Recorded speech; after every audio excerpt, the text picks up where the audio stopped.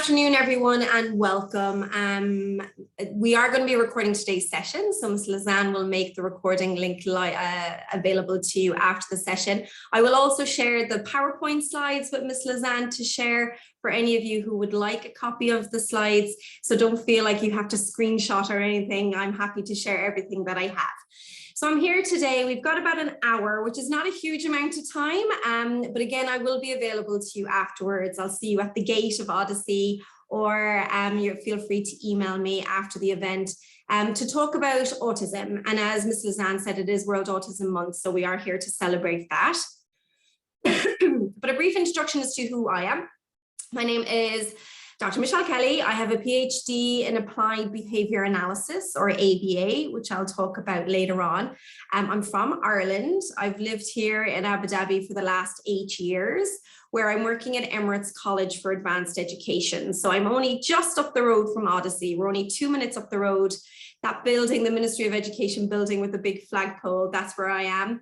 And here I'm an associate professor, and I'm also a program coordinator for our graduate programs in applied behavior analysis. I'm also a chartered psychologist, a chartered behavioral psychologist with the Psychological Society of Ireland. And finally, I'm the president of the Association for Behavior Analysis here in the UAE. But more importantly, I'm a mama, and there's my daughter, Isla, who we're very fortunate enough that she does attend Odyssey Nursery, and that's her brother. And I'd like to just give a shout out to Miss Uma, who's the most fantastic teacher, an absolutely phenomenal early childhood educator. So I'm very grateful to Miss Uma and to Miss Lizanne for the invitation to talk to all of you today. So yeah, so just again, a quick thanks to my college, to Odyssey, and also to the Association for Behaviour Analysis. And again, to come back to what Ms. Lizanne said, this month, April, every April is Autism Month. So we of course are talking about autism awareness, but we're kind of going beyond awareness now, and we're talking about autism inclusion and autism acceptance. And also this is quite a nice, we didn't even mean it to be like this, but yesterday was actually Sheikh Zayed Humanitarian Day. So this event today ties in really nicely with that. Just one thing that some of you may not be aware of, some of you may not. In terms of when we're talking about autism or special needs here in the UAE, there was a special decree talking about how we speak about people with special educational needs. And the term that is used in the UAE is people of determination, or PODs, or you can say young children of determination. And throughout today's talk, I am talking about autism, but it's officially called Autism Spectrum Disorder, ASD, but I'll be going between ASD and autism, but they both mean the same thing. Just a quick shout out, because this information that I've gotten for this presentation comes from the CDC website, Autism Speaks, and ASAP, which I'm going to again direct you to later on in today's session. So what are we talking about today? So we're going to be talking about three main topics. The first is, what is autism? What is this autism spectrum disorder? Secondly, I'm going to be talking about what causes autism, and then those early signs. So how can you figure out or detect if your child or your student may or may not have autism spectrum disorder? And then thirdly, we're going to look at, right, we think we've identified some early signs in a particular child. What's my next step as a mother? What's my next step as a father? What's my next step as an early childhood educator? So they're the three main topics that we're going to be discussing today. So let's start with, what is it? What is autism? So as I said, it's officially labeled as Autism Spectrum Disorder, or ASD. So it is a developmental disorder. It is not a disease or anything of that nature. It's a developmental disorder. And it does cause some significant problems for a child, some significant challenges as they relate to social skills, communication skills, and behavior. And I'm going to be giving you lots of examples of that today. And again, if you have any questions, please feel free to type them in the chat, and Ms. Lizanne will let me know if there are questions, or you can hold them to the end and I'm happy to chat to you then about them. There is a big issue or a big problem here in Abu Dhabi, in the UAE more broadly, and indeed around the world, where children are just not being diagnosed early enough. So we still have children being diagnosed after the age of 4 years, when we know that it can be reliably diagnosed as early as 2 years old. The problem with this, of course, is that the later children get diagnosed, the later they access intervention and services. And we know that early intervention is key. And in order to access that early intervention, we need it to be identified. So it's all this kind of roll-on effect. But the earlier we can intervene, the better the prognosis for the child.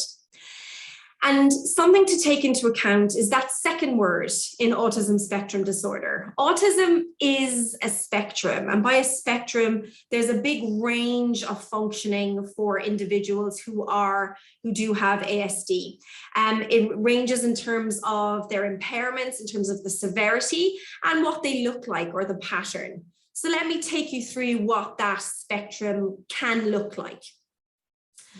In terms of intelligence, or IQ, about a third of children do have a comorbid intellectual disability. So that means they have an IQ of less than 70. About a quarter are in the kind of average borderline range. And then about 44% have average to above average IQ. Why am I telling you this? It's really because no two children with autism will ever be the same, okay?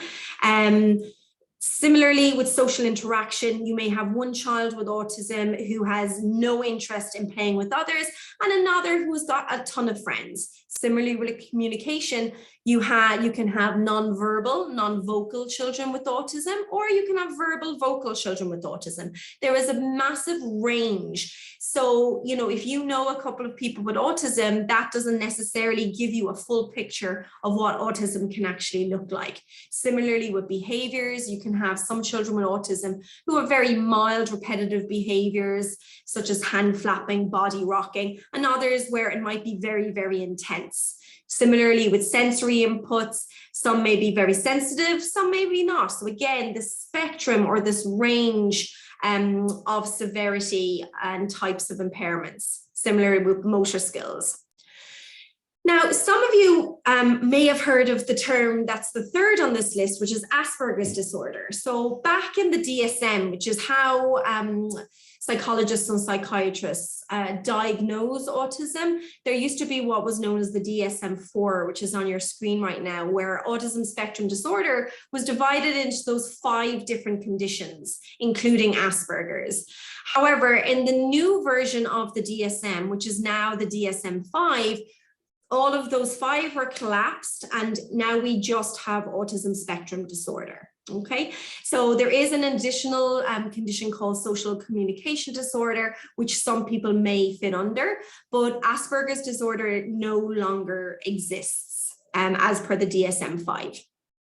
Now, if your child or your student is to get a diagnosis of autism, just something you should be aware of, they will be assigned the label of autism spectrum disorder, but they will also be assigned to one of 3 levels, where all require support and all just depends on the level of support that they require. So level 1 would be the highest functioning, if you will. So they require support, but it's not substantial or very substantial in nature. So again, when you receive that diagnosis, you'll also receive the level from 1 to 3. So how prevalent is autism? How many kids have autism? The most recent figures, and this is from 2021, so this was just last year, is about 1 in 44, which is a lot, huh? Now, these are US figures. And unfortunately, we do not have prevalence figures for here in the UAE. Some purport that it's actually higher than those that is estimated by the CDC. But right now, this is the figure that we're looking at, 1 in 44. Now, people ask, why has there been such an increase? It was 1 in 100, then it was 1 in 68, and why is it now 1 in 44? One reason could potentially be that people are just more aware of those early signs, so more kids are being diagnosed. So, you might see a lot of older people, you might have some friends that may not have gotten diagnosed, but may in fact actually be on the autism spectrum. But this is the number that we're dealing with right now. Now, in terms of girls to boys, it does occur in a lot more boys. In fact, it occurs in 4 times as many boys as it does girls. So we've got about 1 in 27 boys have a diagnosis of autism spectrum disorder and 1 in 116 girls. So you're going to see a lot more boys than girls with autism. So that's what it is. But the most important part, I think, of today's talk is really how can we figure out if our child or if our student may or may not have autism spectrum disorder. So now let's move to the causes and early signs of autism. So what causes autism? So the CDC tells us there's not just one cause of autism, it is a spectrum. There is a wide range of level of impairments within autism. So we know there is not just one cause. So there's likely many causes. Do we know what all of these are? No, not yet. There's a lot of people working on this, but as of right now, we do not know for sure what causes autism. However, what we do know is that there are certain risk factors. Now, we're not saying these definitely cause autism, excuse me, we're just saying that these increase the likelihood that a child may have autism. And these risk factors are environmental, biologic, or genetic. So I'll give you some examples. If someone has a sibling, if a child has a sibling with autism, there is an increased likelihood that that child will also have autism. Will they definitely have it? No, but there is an increased likelihood. Certain genetic or chromosomal conditions such as Fragile X, again, lead to higher risk of getting a diagnosis for autism. If the mother has complications at birth, again, research shows that there's increased risk. Again, this is not a definite, it just increases the likelihood. If a child is born to older parents, now this was previously born to older mothers, their more recent research has shown that father's age is also important in the determination of risk for autism spectrum disorder. So if you're of older age, that again increases the risk. And the CDC are doing this massive study. I have it linked here if you want to see more. It's the SEED study, where they're looking into the causes, the risk factors, and the behaviors associated with autism spectrum disorder. So we're always finding out new things. But as of right now, there's no great certainty.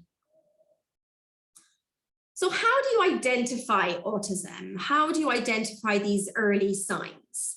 And one note that I do want to give is that some people without autism might have some of these signs that I'm going through. So I'm not here to scare you. I'm not here to panic you. You know, if suddenly like my child does this, my friend does this, my whoever does this, again, you might have some of these signs that I'm about to take you through, but it does not necessarily indicate that you have a diagnosis of autism. For people with autism, the early signs that I'm going to take you through can make their life very challenging. So it's really about the impact that these symptoms or signs have on the person's life. Now, one other thing, and I know my colleague, Dr. Binu George, who's an autism diagnostician, has been saying recently in conferences, is we have to take into account the pandemic. We cannot, because during lockdown, of course, there was, you know, a year and a half, 2 years, where kids were at home. We weren't able to go to Odyssey for time. You know, kids, there was a lot of kids with a lot of screen time, not getting as many socialization opportunities because they had to stay at home. So Dr. Binu George warns us that some kids may present as having early signs for autism, but in actuality, it really is as a direct result of the lack of socialization as a result of the global pandemic. So it's really important for us as parents. And of course, if you're here, that means your child is at Odyssey. So that is awesome that they're in nursery, they're socializing with their friends, they have these wonderful early childhood childhood educators with them day in, day out, and that's fantastic. So it's great to know that everyone who's here already has their child in nursery. But it's really important for us to make sure that our children are kind of getting back to those socialization opportunities, just to kind of move us away to the post-COVID-19 reality. So when we look at early signs for autism, we're looking at problems firstly with social communication and interaction. So that's social piece. And then secondly, we're looking at problems with restricted or repetitive behaviors or interests. And I'm going to take you through lots of examples of what both of these categories mean. Children with autism also may have different ways of learning. They may have different ways of moving and of paying attention. So yeah, let's go through some examples of each of these now. So we'll start with the social communication and interaction, but I will say autism is tricky. And why is autism tricky? Autism is tricky because you can look at a child and not know just from looking at the child that they have a disability, that they have a developmental disorder. It's an invisible condition, if you will. And another reason why autism can be tricky is that there's no medical test. You can't just take a blood test. Mothers, when they're pregnant, you know, nothing shows up on any of your scans. And instead, doctors have to look at their developmental history, how they've hit their developmental milestones. And they also have to look at their behavior to make a diagnosis. So again, every child is different. The timing at which these early signs occur can be different for different children, and also the severity, as I showed you earlier, can vary widely. Some children with autism show signs very early on in the first few months. Others, the symptoms don't become more obvious until later. Some even have typical development. So they're typically developing until about 1.5 years, 2 years, and then there's a regression where they stop gaining the new skills or stop losing skills. So again, everyone can have a different pathway. Here's the link from the CD website where I got these examples. We can detect ASD from 18 months or younger. That's young. So like from the age of 1 to 1.5, a lot of these behaviors or early signs for autism can become apparent. And this is why today's workshop is so key. It's so essential that parents are empowered and early childhood educators are empowered with identifying these early signs from about 1 year on. But in terms of a reliable diagnosis, really it typically occurs around the age of 2 is when we can be pretty sure that this is a reliable diagnosis. But again, and this is the reality all over the world, a lot of children do not actually receive a diagnosis until much later, even going into adolescence and adulthood. And again, this delay means that you're not accessing early intervention. They're not getting the help that they need. So it's really important, and I don't want to put too much pressure on you, Ms. Lizanne, and all your staff, but it's really important that everyone that our children are coming into contact with are knowledgeable about what they should be looking out for so that we can catch these early, so that we're really setting these kids up for the most successful life that they can have. Now, this is a graphic from the Crown Prince Court and the Department of Health, and it takes you through the current journey for, there's that word, PODs, People of Determination, in the UAE. Now, for today's workshop, we're really only going to be looking at the first and the second step. So if we just look at the first step for now, which is where do I start? So you might have an indication as an A there that there might be an issue at birth, there might have been some complications during pregnancy, there might be some genetic conditions like Fragile X, etc. Or you can see here in B, at nurseries or in preschool, children below the age of 5 might be flagged as not meeting developmental milestones. So here's where the importance of the teachers in the audience today and Ms. Lizanne is in terms of identifying those early signs before the age of 5 when they're going to nursery. So let's look at some examples of what you might be able to see, starting with problems with social communication and interaction. One of the first ones, and I'm sure a lot of you in the audience are aware of this, is that people on the autism spectrum do not engage in typical eye contact. So they either actively avoid eye contact, or they can't maintain it or sustain it. And this is something that spans across childhood. So again, it's not a definite. It doesn't mean, oh, my child is not looking at me. That doesn't mean they necessarily have autism. It's again just a sign or a flag for it, if you will. Now, in terms of those developmental milestones, by the age of 9 months, according to the CDC, there is an indication that a child may have autism if they are not expressing facial expressions, if they don't have happy, sad, angry, or surprised facial expressions by the age of 9 months. Equally, if they are not responding to their name. So for example, if I'm calling my daughter Isla, does she turn around and respond? Okay, and that comes up later. I'm going to be showing you a screening tool, or one of the items is, does your child appear to be deaf? So some parents are like, oh, she's not listening to me, or he's not listening to me. Is that because they can't hear you? Is that because they can hear you? They just don't want to turn around and respond? Or is it that they just do not respond to their name at any point in time? So this, again, is something to look out for by the age of 9 months old. By the age of 12 months or 1 year, something to look out for is if a child does not play simple interactive games like pat a cake. So pat a cake, baker's man. If they're not doing these simple interactive games by the age of 1 year, again, this is a potential early sign for autism.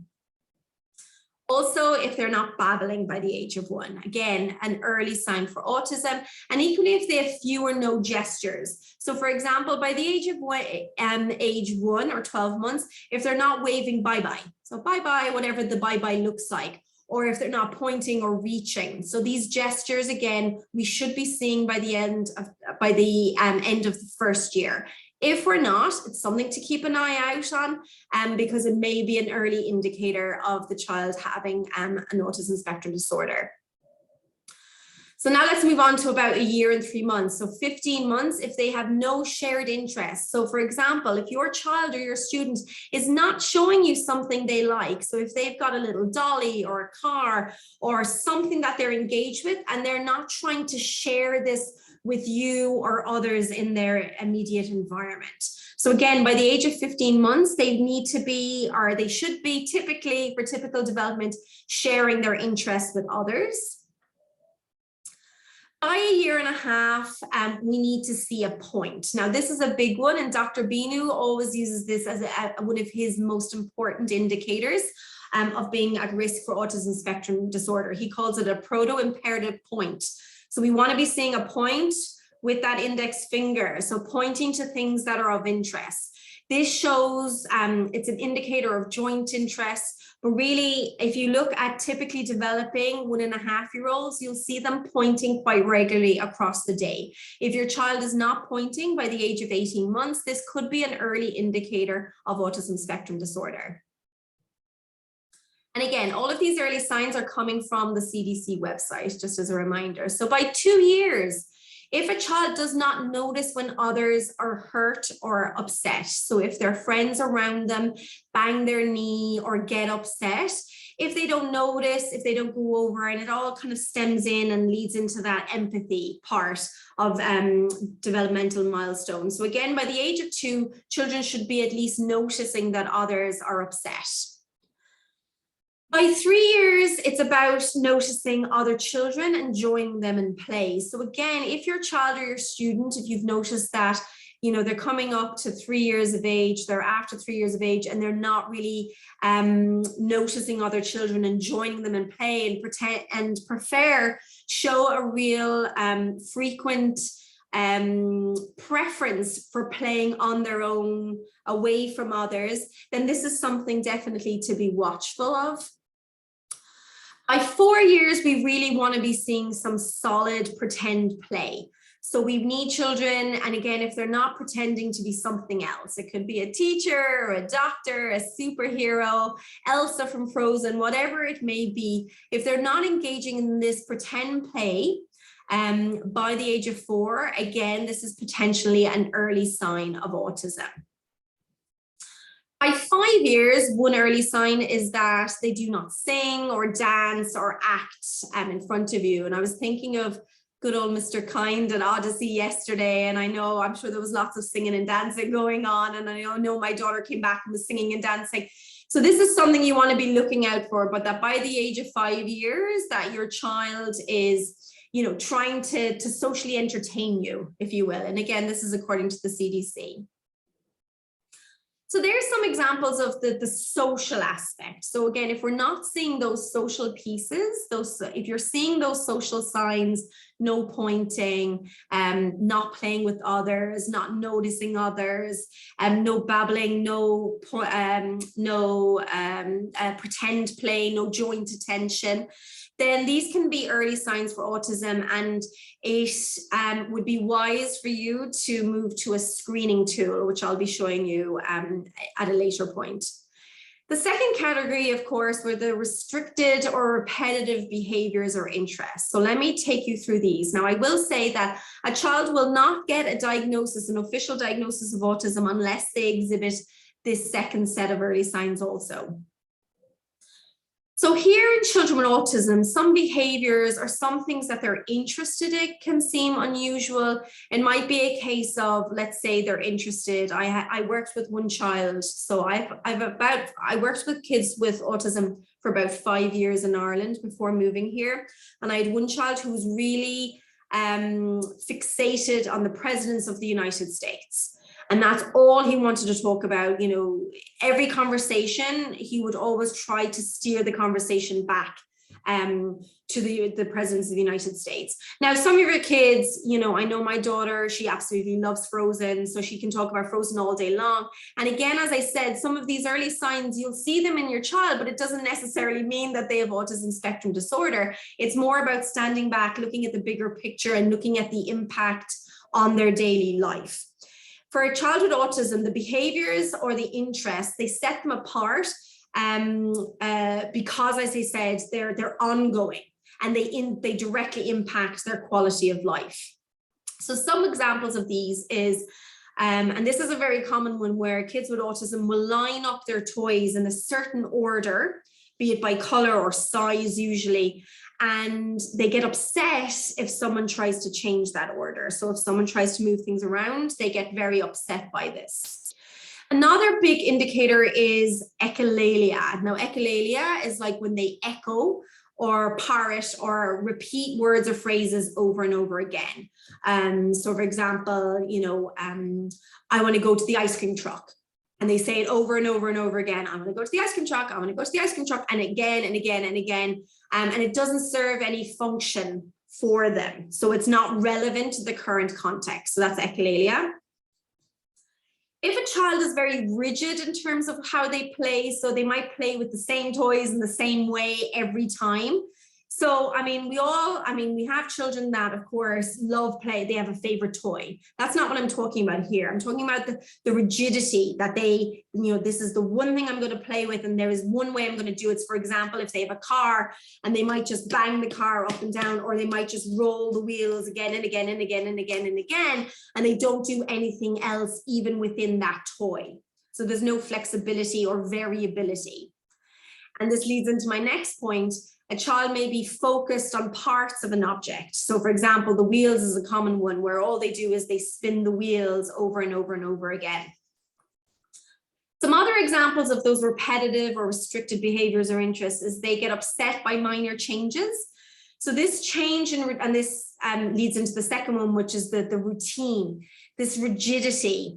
Children on the autism spectrum can be quite rigid in terms of their expectations and their behavior and their routine. Things have to go just so, and if it doesn't, they can get very, very upset when there are changes in the routine. There's not that, they're missing that flexibility. Having obsessive interests, like with the presidents, like I mentioned earlier on, so becoming obsessed about something and really kind of perseverating on it. A more kind of obvious early sign, if you will, is if a child flaps their hands. Now, again, not all children with autism will do this, but it is quite it does happen in a lot of children, so it is quite prevalent. So again, it can be like flapping like this, or some might be like pushing back their fingers, or you might see some finger flexing like this, you can see in my camera.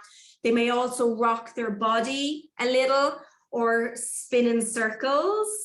And we're not talking about just like once in a blue moon. This is something that happens quite frequently. Toe walking is another big one. Now, again, all kids will toe walk at some point, but to be an early sign for autism, again, it's this toe walking very frequently across the day. So toe walking a lot, so much so that, you know, sometimes in some kids with autism, sorry, you can't see my legs, but you can actually feel the back of their calves and they're very tense, the back of their calves, because they're on their toes the whole time. So keep an eye out for that toe walking. And individuals on the autism spectrum may also have unusual reactions to different sensory inputs. So, you know, they might be disturbed by loud sounds, strong smells, tastes, looks or feels. So anything that's sensory input, again, they can kind of have unusual reactions where you might see someone banging their head, they might run away, they might drop to the ground because of this sensory overload. So all of these early signs are indicators that a child may be on the autism spectrum. So again, they can be grouped according to the social aspect with regards to the social skills, the interaction or the social communication, and then the restricted or repetitive behaviors. But that's not it. There's a lot of other things that can also come with autism. And here's a list as per the CDC. You know, there can be a delay in language. We see that very commonly. A delay in movement skills, like gross motor skills, fine motor skills, and learning skills. It's very often comorbid with ADHD, with epilepsy. That's the eating ties into this last piece that I was talking about, the unusual reactions to smells and tastes, where a lot of children can have unusual eating habits. For example, I was at an event last night actually with people with autism, and one of our attendees who's on the spectrum, he will only eat all of his food if it's liquidized, for example. So just having very specific habits around eating. There was another attendee who will only eat white food. So it was about the color. So again, you'll see these really specific habits around eating. Similarly around sleeping, they can have some gut issues, some stomach issues, you know, with a lot of kids on the autism spectrum having constipation. There can be unusual mood or like different reactions to what you would typically expect. And there may be increased anxiety or stress. And then a lack of fear or more fear than expected. In other words, not a typical amount of fear that you would expect in a child. So these are other early signs of autism that you'd want to be looking out for. And just again, I know I keep saying it, but children with autism may have all of the things I just went through. They may only have some, they may not have any. This is not an exhaustive list. Each child with autism is very different. These are just some of the more common early signs for autism. But I would say, and I'll come back to this as well, I would say that if you have any concern, that the best thing to do is always consult with your family doctor. So with that, you've identified some early signs in your child or in your student. What do you do next? So next steps. So this brings us on to the second part of this infographic of where do I go for diagnosis and screening. So you can see here in A, the initial prognosis, a lot of parents who are concerned might go to their nursery teacher, or it might be later on when they go to the school teacher, or they might talk to friends, or they might look up the internet, or they might go to their doctor. And what I would say is it's really important to not just do nothing. And one thing I always say is we are not being at our most kind if one of our friends, let's say, indicates that she's concerned about her child and we say, oh, I'm sure it's fine. Don't worry. I'm sure he'll grow out of it, or I'm sure it's just a phase. We're doing our friends a disservice by saying that. If anyone is concerned that their child is not meeting a developmental milestone, the best reaction is to say, oh, you should go and speak to your family doctor about that. or direct them to a screening tool, etc. It is not helping them just to try to make them feel better by saying, I'm sure it's fine. That's not helping. It's always better to get things checked out, because again, as I said, the earlier we identify this, the earlier we can intervene. So one thing we can do for our own kids or for our students is there is a screening tool for autism. This is one that I really like. I think I see, is that a hand up from Honor? Do you have a question, Honor? Or maybe we put our hand up by mistake. Okay, I'll keep going. Okay, so there's a screening tool called the MChat, which is the Modified Checklist for Autism in Toddlers. It's freely available. Here's the link. And again, I'm sharing these slides with everyone, so you'll have this link to refer to afterwards. This is a scientifically validated screening tool. It can assess risk in autism in children aged 16 to 13 months. It only takes a few minutes to complete. It's 20 items. You can print it, and this is what I like about it. You can print it off, you can do it, you can score it yourself, and then if it does indicate that your child may be at risk, you can bring that to the doctor, and you're coming there saying, look, I have these concerns. These are the things that I'm seeing. I've done the screening tool. It's indicated that my child is at slight or low or high risk for autism. And that really is doing the best for your child, because then the doctor has something tangible to work with. Here's an example of what the MChat looks like. So as I said, there's 20 statements. So as you can see, statement 1 is, if you point at something across the room, does your child look at it? Yes or no? Number 2, have you ever wondered if your child might be deaf? So again, that relates back to those early child, are they responding? Number 3, does your child play pretend or make believe? So again, you can see these items connect very clearly with those early signs for autism that I just went through. And it's just really important, as you can see in the instructions there. If you see that your child has done it like once or twice, but they don't usually do it, then you say no. This is about something that happens persistently. So, it always happens, or it very regularly happens. And once you've rated yes or no, so you simply circle yes or no for each of the 20 items. Oh, I'll come back to that. You then get told how to score it. So you'll simply add up 1, 2, 3, 4, 5, all the way. So your minimum score of 0 up to a maximum score of 20. If your child scores 0, 1, or 2, they're at very low risk for having a diagnosis of autism. They'll be at medium risk if they get a score of 3 to 7, and high risk if they score 8 and above on this MChat. And again, this just gives you as a parent, something tangible, something concrete that you can bring to your doctor with you, and can help you identify if things that you are seeing your child are indeed early signs for a potential diagnosis for autism. I will say, for the Arabic speaking parents in our audience, the MChat has also been translated into Arabic. Again, this is all free. I have no connection to the MChat. So again, it is available in Arabic amongst about 20 or 30 other languages. So it's widely available. And again, all the links and resources are available to you in these slides. One thing, and I do want to just kind of give a shout out here to the teachers in the audience. One real part in the diagnostic pathway is, from parents to doctors, you're kind of the link between the caregivers and the doctors. And I think early childhood educators can really offer and can bridge that gap in the pathway between parents and health professionals in terms of helping and supporting families to identify these early markers of autism, because you engage in them in different contexts, in different play contexts, and you see each child in comparison to their age match peers. So you're very familiar with what typical developing milestones should be, etc.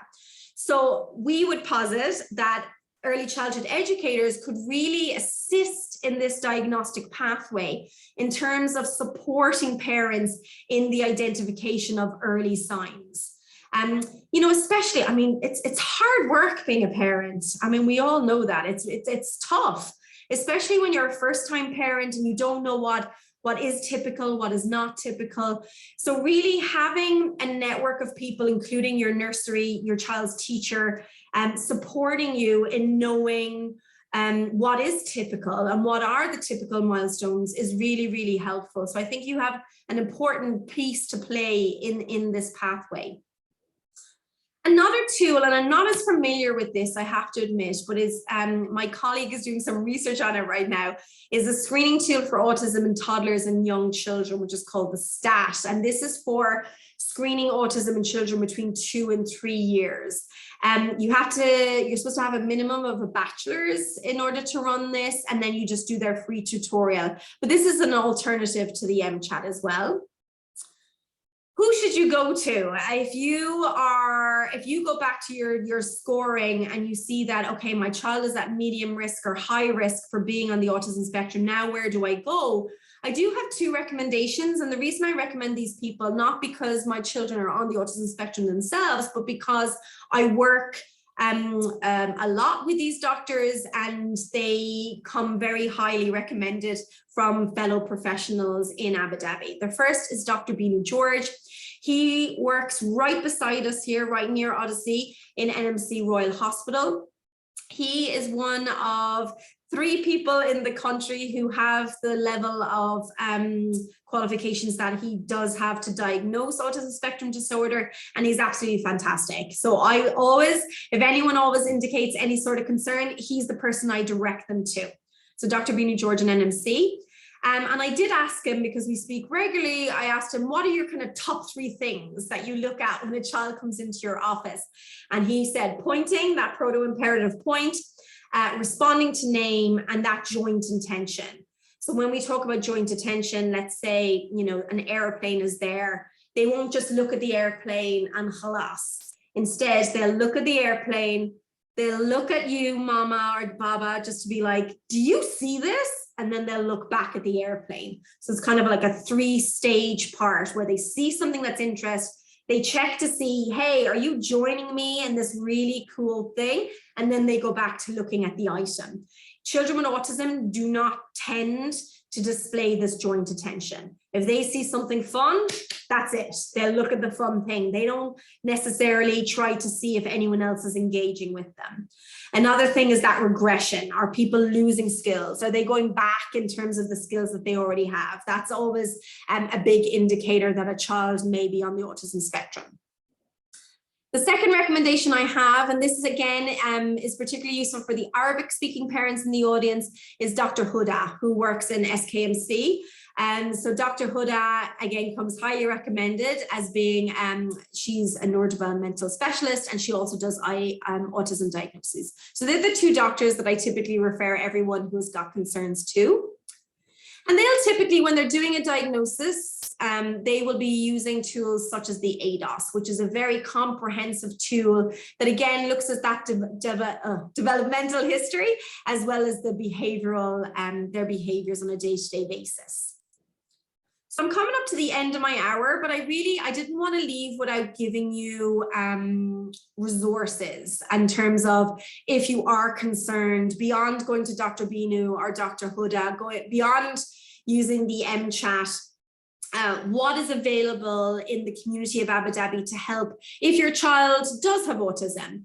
So this is my dear friend Nipa Bhutani, who's been here for over 25 years, working in Abu Dhabi with individuals with autism and their families, and she runs a service called the Autism Support Network. Everything is completely free. She does this out of the goodness of her heart. Here's the link. And again, she hosts really lovely, lovely events like, you know, coffee mornings and meetups for family just to come and chat and hang out together, and really she's just an absolute treasure and has a bank of resources. So she's someone that I would always direct you to as well if you do have a child on the spectrum. Now, in terms of deciding, you have your diagnosis, what do I do now in terms of services or in terms of treatment? How do I figure this out? You know, your doctors might have recommendations for you, your friends, Nipa might have some great recommendations for you. The tricky thing is when parents go to the internet. The internet can be a very scary place, and you can find a lot of very scary treatments that do not work, that have absolutely no research base. And this is why I'm going to direct you to this website. If you do want to do some research, this is a website that is extremely reliable. It is called the Association for Science and Autism Treatment, and it can tell you about any treatment that you may have heard of. So you can go, you can learn about specific treatments, and it tells you, I'll show you what it tells you. It tells you what works, what may work but needs more research, or what doesn't work or is untested. So it breaks down treatments according to their evidence base. So you don't have to do that research. They've done the research for you. And of course, we want to know what works. So if we look at the educational interventions that work, there are two.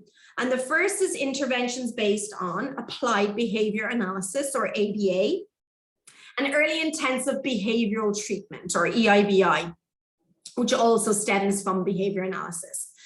So this isn't certainly not the time, we certainly don't have enough time to be going into depth about what applied behavior analysis is, but I am a behavior analyst, and I'm happy to answer any questions you may have at a later point.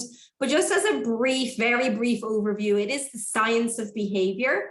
We have set principles and procedures in place. It does address the educational needs of a wide range of learners, including children on the autism spectrum. When we are assessing, we are always directly observing a child, measuring the behaviors, rooting everything that we do in evidence. It's very data driven. Everything that changes is as a result of what outcomes we're actually seeing, and it's constantly evolving. ABA is always updating, especially now as we move into this technological era. But I will say that the US Surgeon General advocates for ABA, and shows that for 30 years of research shows that ABA is effective in increasing communication, learning, and appropriate social behavior. If you are interested in learning more about ABA, please feel free to join this Facebook group. Of course, it's all free. It's a group that I run. We have almost 7,000 members. And this is a really nice forum where we post links to, interesting documentaries, interesting research, upcoming webinars and workshops. So it's kind of a one-stop shop where we put everything that may be relevant to ABA and ABA users, including children with autism. And finally, I wanted to leave you with some other resources. So again, there's the link to the ASAT website. I also want to tell you about this, and whether your child has autism or not, the toolkits offered by Autism Speaks are awesome. They're so, so good. I highly, highly, highly recommend you check them out. Again, I'll be sharing this link within the slides. So it's the second one here, Autism Speaks toolkits. They have tons and tons of toolkits. It does specifically say autism on them, but wallahi, these are suitable for all kids. The strategies that they use in them are fantastic. And they range from strategies to improve sleep, because what parent hasn't struggled with sleep with their kids at some point?